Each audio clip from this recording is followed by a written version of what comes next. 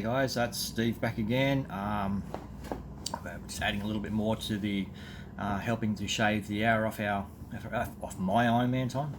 Fingers crossed. Today I just wanted to talk to you about, and sorry for the glare. Let me see if I can fix this up a little bit. It's without going. Oh, there we go. It's better. And I apologise for the glare coming off the monitors too. Sorry, I'm just set up in my little home office here, and I'm having my Smoko break, so I thought I'll quickly do this because I've tried to do it a few times and I can't get it right. So Dave, being a good man, he's and you may have already seen it, he's popped a video online of my my power strategy, my racing bike strategy for the upcoming Tweed Enduro. So Tweed Enduro is it's not labelled as an Ironman, it's actually its own brand. So the guys did it down at Pottsville, New South Wales. Awesome race. They put on a really good show. So we've still got 1.9 and 90 and 21 to run, which is your half iron distance. So I just wanted to try and show you off the back of Dave's video what I'm going to use as a fueling for my bike. So probably a little background. I've used quite a few products. I mean, many of you know me. I used to own a health food shop, and we had everything to choose from. From the very intro stuff to the very advanced stuff. And look, it's good for some people. I tried a fair bit of it. I could never really 100% stay on it. I say it's a hard one. It's over Ironman distance. You've got to be able to drink this stuff, and I'd find myself getting to 4 hours ish into the bike, and I'd be starting to say, well, I just can't drink the rest of that. It's the taste just used to get to me, and I'd switch over to whatever's on the course just to try and get it down. But when you do that, there's a bit of a what's the word for it? You're not, the fuel that you've picked obviously is built for you, or you've built it for yourself to deliver the calories and the carbohydrates you want. So the fuel available on the course is not necessarily going to be the same. It's going to be, in the majority of cases, they water it down a fair bit. So you're not getting everything out of it. It's just going to be basically more of a sweetened water. And in the past, Ironman's always been, I think it's been Gatorade. So I'm not bagging Gatorade, but just Gatorade's Gatorade. So what I've decided to do, I've actually wiped the slate clean. I've gone back to real basic stuff and going, okay, what can I drink that's going to taste nice over a period of time? And went through a few different things and found that I went back to what I originally started off many moons ago, and you're going to hate me for showing you this, taste is like I can drink it all day without worrying about it, because taste is one thing, you got to be able to drink when it's hot, it's the second thing, and thirdly you want it to be able to deliver. Now this by itself is not going to deliver exactly what you want. Now when you start talking fuels for, this goes past Olympic distance, so you're starting to push into you need some more of a sustained fuel to get you through what you're trying to do, and not including the bike, it's also the run. Swim, obviously you don't drink anything in the swim. So what I've looked at is a few different options in regards to building this little guy out. So like when we're talking sugars, there's obviously, as you know, there's simple and there's complex. So simples are that really nice fast rapid burn, i.e. Coke, I mean just minus the caffeine, but you get a nice quick lift and you get a nice quick descent as well. So you probably noticed that if you've been out training for a few hours, you grab a Coke from the servo or wherever the case may be, and you drink it, you feel great for half an hour, and after that, that's it. You need another one. So Staminade I've grabbed. I can drink it all day. I can drink it while it's hot is the other thing, because when this stuff gets hot, you still want to be able to try and get it down because it's sloshing on your bike. And if you've got a hot course like Tweed, it's going to get warm. So simple sugars, about 14 grams of glucose. Okay, now of that, when they label these things, when you look at the label on the back of these, you've got to look at two things. You've got carbohydrates and you've got sugars. Carbohydrates 14.3, sugars 14.3. That instantly tells you that is a simple sugar. All right, so cool. Has also your magnesium, potassium, calcium. I'll come to that in a sec. But the second part of it, and I'll grab this, is my builder. So these guys, I just get them from a local shop in town to support local business.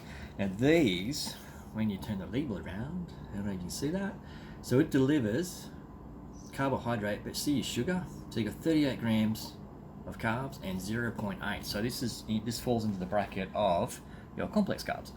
So when you do all your reading online or wherever you get your information from, people will talk about different ratios of simple to complex. Now you can go full complex if you like, but I do like that little bit of a push.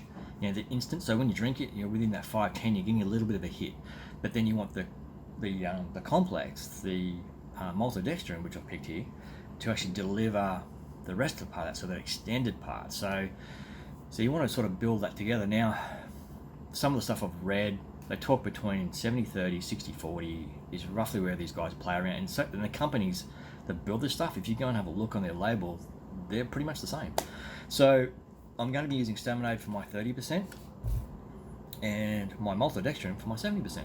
Now, Dave, being the good man he is actually, the video previously to this, he's put online, he actually gave me that fueling strategy, and he's given me around the number of 50 to 55, I think it is, just going on memory.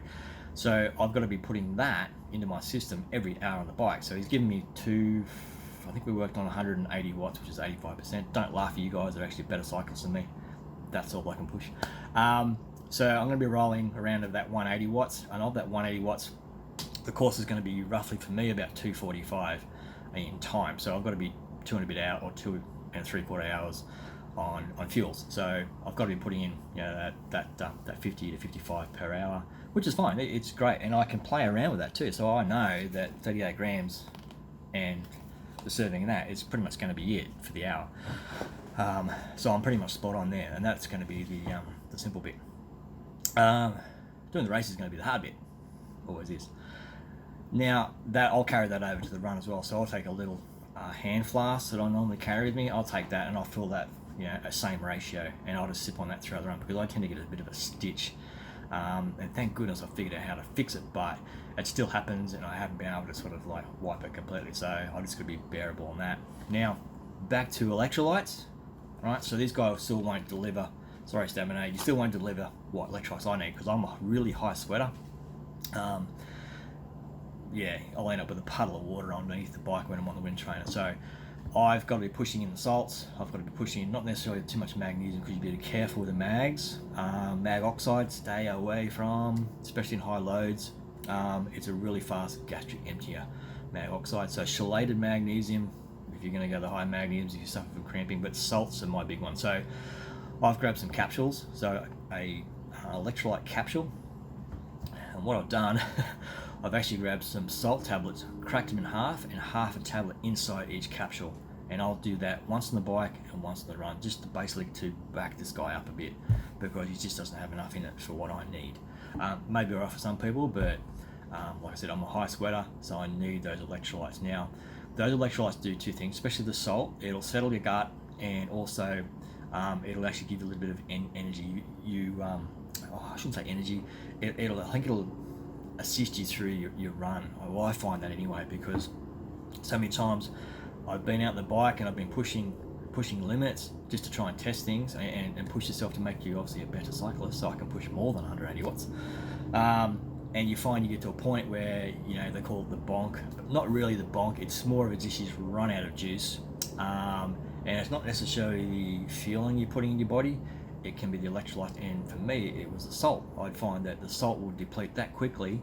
I couldn't put enough in, or I didn't put enough in to actually keep me going through my bike. And again, after simulations, more salt, I can keep going. It's weird, but it just works. So test yourself, get out there, do the work, run your simulations if you're doing that, and that way you can figure out if you have that problem. It might fix you. So it might help some people. Other people want to sort of, they're already great cyclists and can push higher wattage without too much of a problem. Let's leave it at that. So fingers crossed. So we've got a week away. So next Sunday we are racing. So we'll see. I think I'll get another video together and just show you the results. Fingers crossed it goes well, because last time I raced this one, I had an ankle injury and did the swim, bike, got halfway through the run, I went, It's not happening. I just couldn't run on it, so I pulled the pin. So I've got a little bit of a beef with the race, so I'm going to finish one. I'm going to finish this one like flat out. Fingers crossed. All right, see you guys. Have a good one.